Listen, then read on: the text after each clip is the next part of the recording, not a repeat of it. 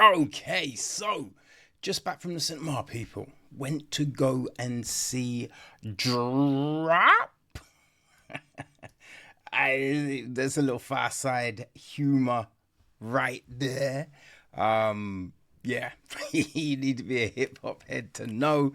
Right, this is the new one from Christopher Landon, written by Jillian Jacobs, not the actress, and Chris Roach.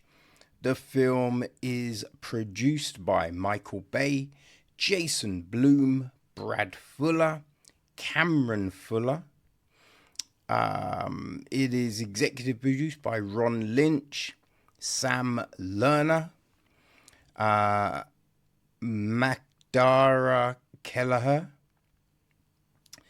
Line production from Nim Gale, and visual effects production from Joe Hag. Bear McCreary took care of the music. Mark Spicer is down with the cinematography. Ben Boredom was behind the editing of it all. Right, casting was handled by Ali Conover, Sarah Domier Lindo, and Terry Taylor. Susie Cullen is production design. Art direction is Ashlyn O'Callaghan. Kevin Downey is set decoration, with costume design handled by Gwen Jeffries Howry.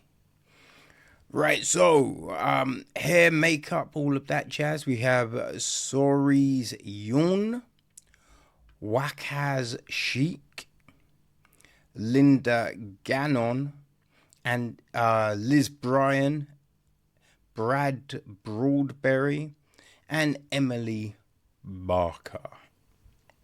So yes, they took care of all of that.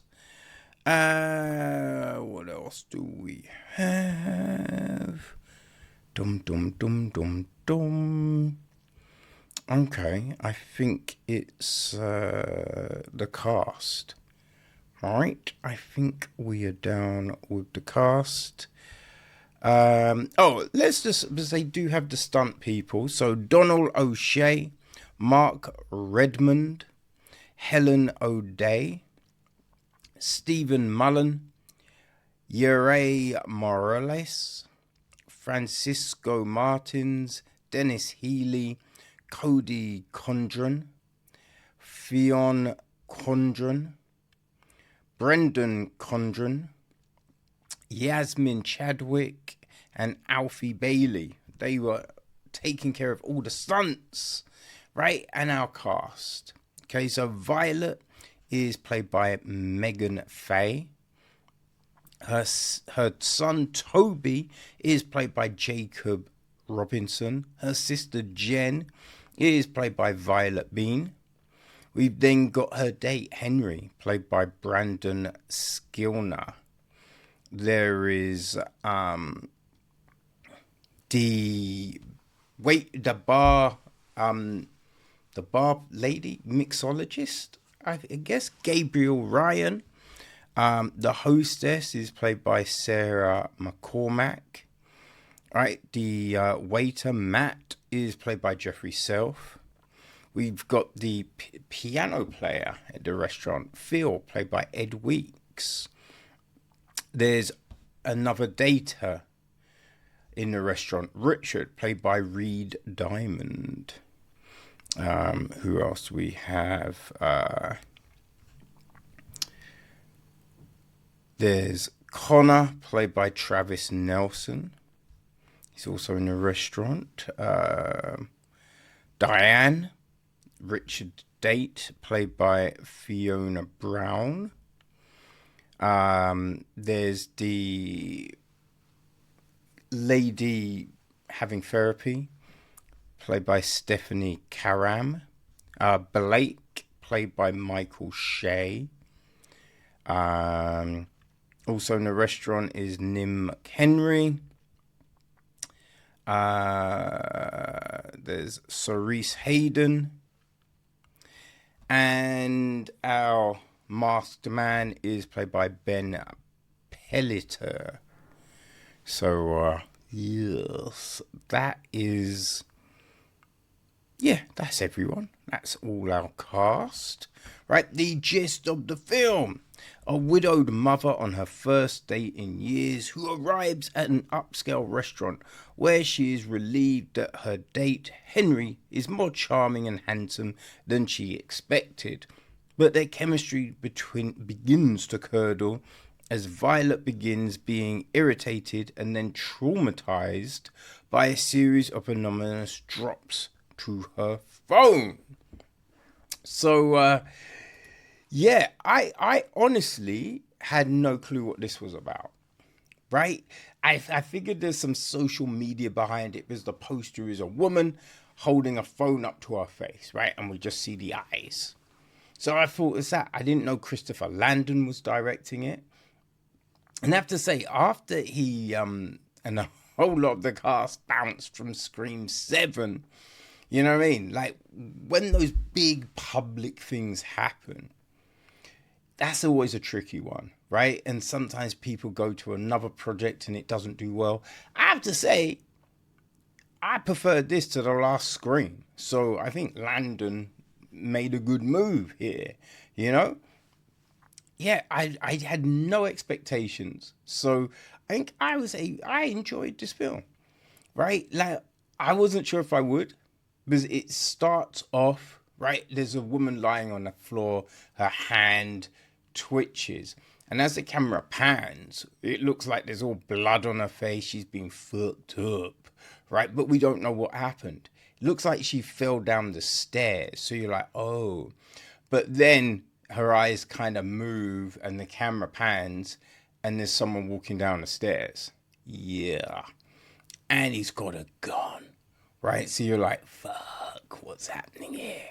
Right, and he's like, it's your fault, and we have all of this craziness. She's looking, and then he gives her the gun.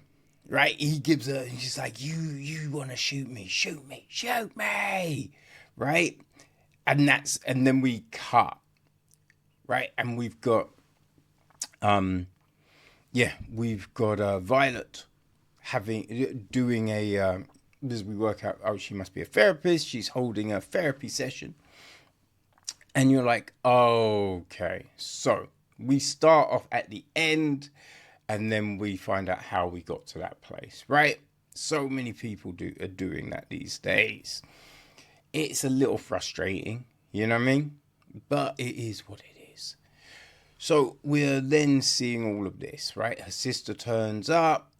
She's going on a date.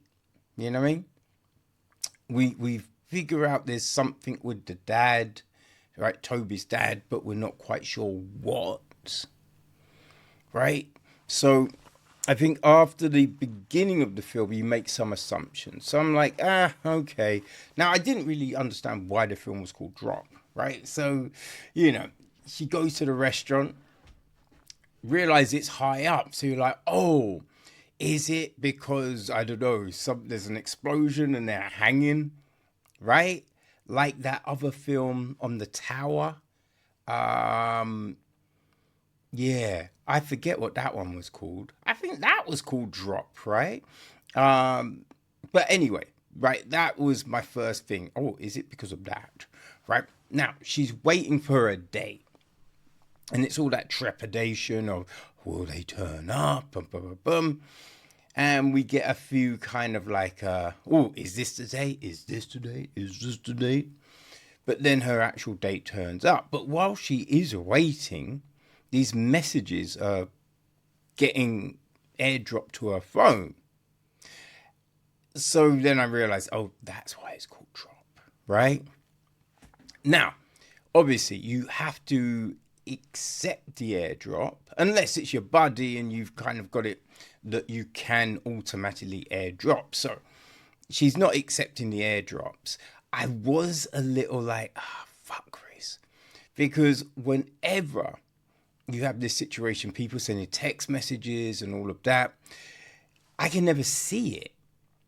right? And at the beginning, you've got some airdrops, you've got a few text messages, couldn't really see. So I'm like, oh, is this film going to be a nightmare? But then they started to do some interesting stuff with the texts, right? Instead of just having them on the phone, it was a bit like Sherlock, right? The Stephen Moffat, I forget the other homie that did Sherlock, wrote Sherlock with Moffat, but the other guy, right? Is them. And when they did it, like the text messages were on the screen, but large, right? So you got large messages and text all, and so this is kind of did that approach. So we had these large messages going across the screen in different places and that kind of thing, which definitely made it easier. I couldn't make out all of them, but it was easier to get a gist of what the fuck was going on. So, you know what I mean? Because it starts off with the drops and then things get messier, right? And the film takes this new twist and you're like, oh shit, what's going on? What's going on? So, you know what I mean? You're making kind of guesses in your head. I was anyway. It's like, oh, what's this connected to? How is all of this played out? Now, I will say at the beginning, you do kind of think, because there is a point, right, where you figure she could probably just tell her date what's happening. You know, but then things take this other turn, right? And, you know, have to keep it secret and everything like that. And, you know what I mean? They didn't do a bad job, right? I think there's, you know, with these kind of things, it's always just like, why didn't they just tell the person, right? Just, you know what I mean, inform someone, let them know. And when, you know what I mean, those attempts were made, it made sense how they didn't work. So there was some logic to the film, which greatly appreciated. And I think the way they acted it was pretty, you know what I mean? You bought the fear, you bought the anxiety from Faye. You know, she did a good job. Her sister, funny, amusing, you know, and she does a really good job. Henry the Date, right? Brendan Sklenar. He's he does a decent job as well of being this person who's really happy to be on this date, a little worried that maybe she's, you know, panicking because of her kid and all of this. Then you can see this frustration, but he doesn't want to, you know what I mean? So there's a lot of emotions going on. And everyone involved does a decent job, right? Like, everyone, Cara, Jillian, Gabrielle Ryan, you know, the hostess, Sarah McCormack, is very good as a hostess, giving us things. Now, Matt, the waiter, is definitely the comic relief in the room. You know what I mean? Like, Jen, the sister, Violett Beane. Now, she's amusing, but, you know, we only get a big dose of her at the start of the film, essentially. So Matt is the other comic relief as the waiter, which you know, I think it can be a bit like, yo, what the fuck? But there's definitely times when you go to a spot and the waiters are being extra, right? So it is plausible, all of that. So as the film is going on, there's all of these different red herrings and, you know, like, oh, is this a situation? Is this a situation? And I have to say, the actual thing wasn't really, it did kind of catch you a little bit off guard. It did catch you off guard. There are some amusing parts in the film. Now, as I said, some of the amusing parts are people getting fucked up. You know what I mean? And you know, as the film draws to a close, there are definitely some things happening that are a bit like, okay, well, I could buy some of the stuff, but that's kind of dumb. That's kind of silly. That's not possible. But it's fine. At this point, when it does get a little bit batshit, it is kind of fine, right? You've invested all this time into it. So you're like, all right, we'll go. We'll run with that. You know what I mean? We'll run with that. It's cool. But, yeah, like, it does work.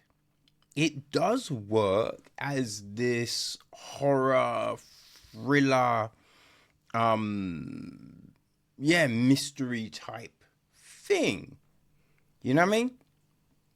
It's, as I said, I preferred it to The Last Scream. You know? So, yeah, I don't know. You can take from that what you will, right? Like something like this, it's kind of, as I said, it's kind of goofy, but it keeps you engaged, you know? Keeps you engaged. As I said, there's a couple of things that happen where I'm like, would that happen? Right? If this thing happened, would that be the end result? I'm not sure. But in the context of what we have, it's fine. And at there's something happens at the very end, which I thought it did have me in stitches. It definitely had me in stitches. But drop. Very, what's the word? I mean, it came out of left field, right? Was not expecting much, right? Because I was originally, it was Distant Warfare that I figured I would see this week, right? And I saw Warfare. I thought that was very good, very well done. And there was a point where I'm like, I probably don't even have to fuck with Drop. You know what I mean? So the bar was low. The bar was low, people. But man, this surprised me in a happy way. So yeah, if you enjoy a thriller, a mystery, a pseudo horror type of thing, then people, I would say Drop is for you. It is playing now in a cinema near you.